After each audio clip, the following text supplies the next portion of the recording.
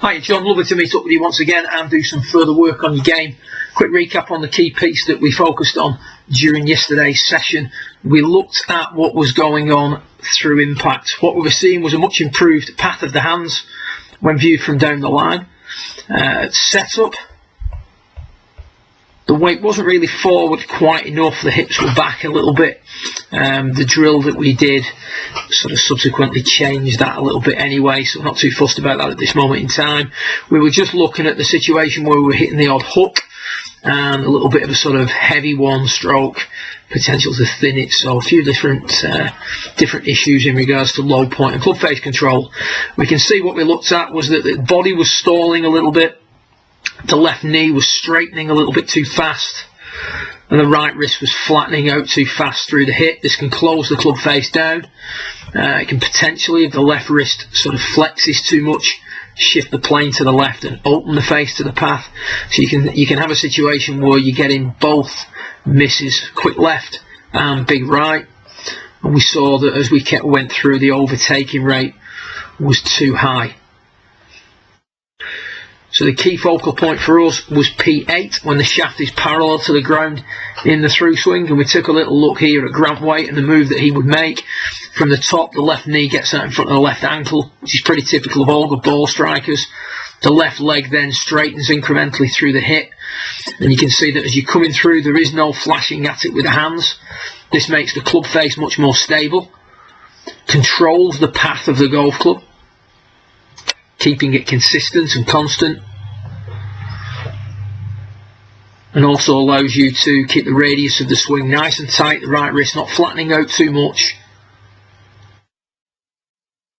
and therefore controlling the low point. And what we identified was that P8, shaft parallel with the ground, happens much later. The body has been much more active and the hands have been much quieter. So the drill that we gave you was to establish a sort of quite an exaggerated impact position where the hips and the handle are forward. If you look at all good players, that's the sort of thing that you can see at impact. The hips are forward and the handle's forward.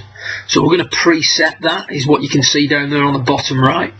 Initially you were doing that by just leaning into your left side, and then once we did a little bit of shadowing work, you identified that it's actually the hips that need to push forward more, which then gives you a sufficient amount of axis tilt coming into the golf ball, and already presets that tucking position, if you will, on the way through.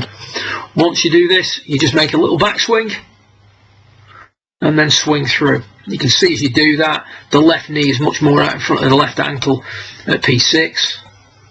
At impact, we're getting familiar with, and remember the big thing here is familiarization with key pieces. At impact now, we're going to get familiar with having the hips forward and the handle forward. And then as we run this through, the feeling is to keep the arms like steel rods, keeping the left wrist flat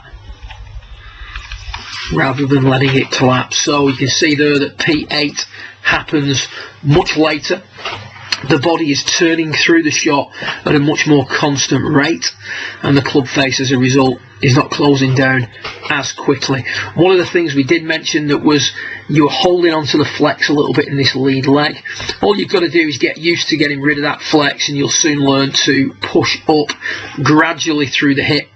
So you can see Grant's lead leg here as he's coming into impact, straightens up to bring the club out of its descent and help it ascend during the through swing. I wouldn't worry too much about that. Put more focus on the arms and the flattening out of the wrist via the drill, and you'll soon learn to push up out of the ground at the appropriate point. Good luck with it, and I look forward to working with you again in a week or so's time. Well done.